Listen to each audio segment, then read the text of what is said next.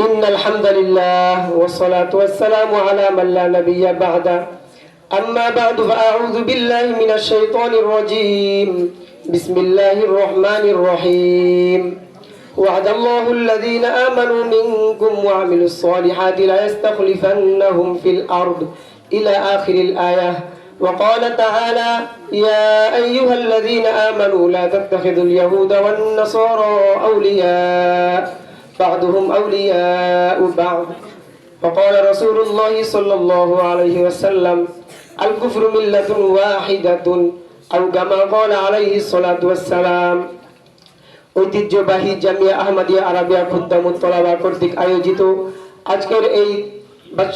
আজকের এই বাৎসরিক অনুষ্ঠানের সম্মানিত সভাপতি, সুদক্ষ পরিচালক এবং আমার পিতৃতুল্য ওস্তাদ মহোদয়গণ এবং অতিথি বৃন্দগণ এবং আমার সামনে উপবিষ্ট দূর দূরান্ত থেকে আগত এলেম পিপাসিত ছাত্র ভাইরা, আমার আপনাদের প্রতি রইল আন্তরিক অভিনন্দন ও মোবারকবাদ। আজকে আমার বক্তৃতার বিষয়বস্তু হলো বর্তমান বিশ্ব পরিস্থিতি ও আমাদের করণীয়। ইনশাআল্লাহ এই বিষয়ে কিঞ্চিত আলোচনা করব। মুহতারাম হাজিরিন, আজ আমি এমন এক চরম মুহূর্তে আপনাদের সামনে দাঁড়িয়েছি যা মুসলিম উম্মাহর জন্য খুবই নির্যাতিত ও নিপীড়িত একটি সময়। কেননা আজ বিশ্বের সমস্ত কুফরি শক্তি এক ও অভিন্ন হয়ে ষড়যন্ত্র চালাচ্ছে মুসলমানদেরকে নিশ্চিহ্ন করে দেওয়ার জন্যে। ওরা ছলে বলে কলে কৌশলে ষড়যন্ত্রের বীজ বপন করে মুসলমানদের কোমর ভেঙে দিচ্ছে। ওদের ষড়যন্ত্র আমাদের ব্যক্তি জীবন, পারিবারিক জীবন, সামাজিক জীবন ও রাষ্ট্রীয় জীবনে পর্যন্ত বিস্তার লাভ করেছে। ওরা শিক্ষার নামে ব্র্যাক স্কুল খুলে মানুষদেরকে পথভ্রষ্ট করছে। বহু মুসলিম নারীদেরকে প্রেমের ফাঁদে ফেলে তাদেরকে ইজ্জত হানি করছে। অসংখ্য অগণিত অসহায় দরিদ্র মুসলমানদেরকে লোভ লালসা দেখিয়ে তাদেরকে ধর্মান্তরিত করছে।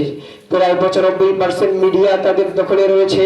সেই মিডিয়ার মাধ্যমে তারা আলেমকে জালেম ও ভালোকে খারাপ হিসাবে মানুষের সামনে প্রকাশ করছে।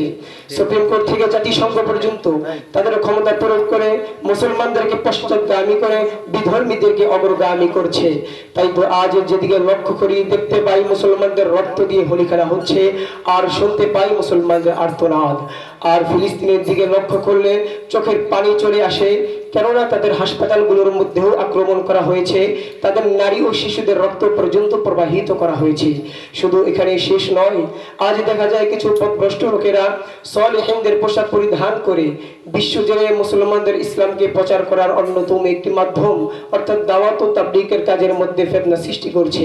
ওরা আবারও মানুষদেরকে, বিশেষ করে মুসলমানদেরকে হত্যা করার মাধ্যমে বুঝিয়ে দিয়েছে ওরাই হলো পথভ্রষ্ট। ওদেরকে চেনার আরো সহজ উপায় হলো নবীজি সাল্লাল্লাহু আলাইহি ওয়াসাল্লাম ইরশাদ করেছেন, লা ইয়াজমাউল্লাহু হাদিল উম্মাহ আলা দালালাতিন আবাদান। আল্লাহ তাআলা এই উম্মতকে কখনো ভুল বিষয়ের উপর একত্রিত করবেন না। যেহেতু বর্তমানে সমস্ত আলেম সমাজ এই বিষয়ে একমত যে তারা গুমরাহ, সুতরাং তারা আসলেই গুমরাহ। মুহতারাম হাজিরিন, এই সমস্ত ফিতনা ফাসাদ এবং জালেমের হাত থেকে রক্ষা যদি পেতে হয়, তাহলে আমাদের জন্য করণীয় হলো খেলাফত প্রতিষ্ঠা করা। কেননা খেলাফতের মাধ্যমে মানুষের মধ্যে ইনসাফ সৃষ্টি হবে এবং মাজলুমরা জালেমদের হাত থেকে রক্ষা পাবে।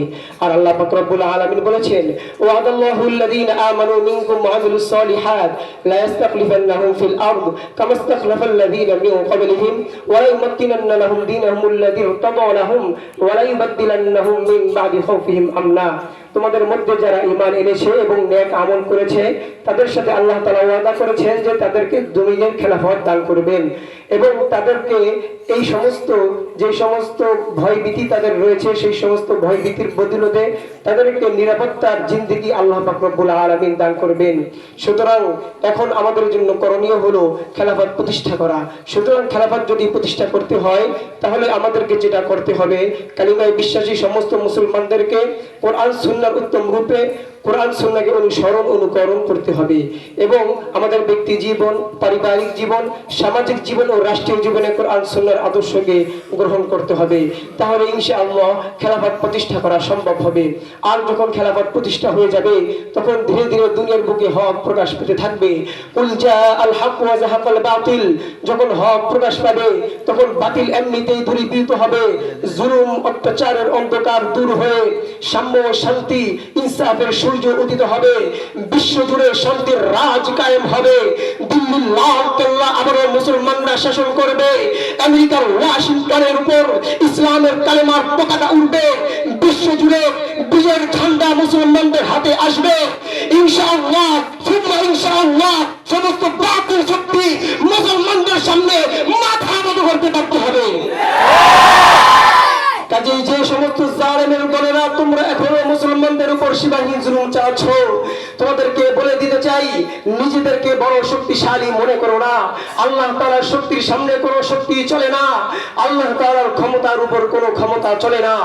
আজ আমরা স্পষ্ট ভাবে দেখতে পাচ্ছি বর্তমান বিশ্ব পাওয়ার যেই আমেরিকার মধ্যে আগুন লেগেছে, সমস্ত প্রযুক্তি ব্যর্থ হয়েছে, সেই আগুনকে নিভাতে গিয়ে পানি ঢালা হচ্ছে।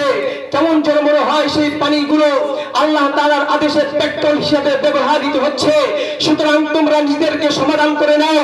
মুসলমানদের উপর যেই জুলুম অত্যাচার তোমরা শুরু করেছো, সেটা চিরতরের জন্য বন্ধ করে নাও, অন্যথায় হতে পারে আল্লাহ তাআলা আমেরিকার শুধু কিছু অঞ্চল নয়, বরং গোটা আমেরিকা আগুন দ্বারা জ্বালিয়ে দিবেন।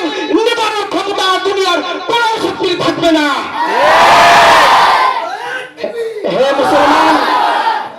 হে মুসলমান, আল্লাহ রাসূল সাল্লাল্লাহু আলাইহি ওয়াসাল্লাম আমাদের নিকট এই দিনকে বড় কষ্টের মাধ্যমে রেখে গিয়েছেন।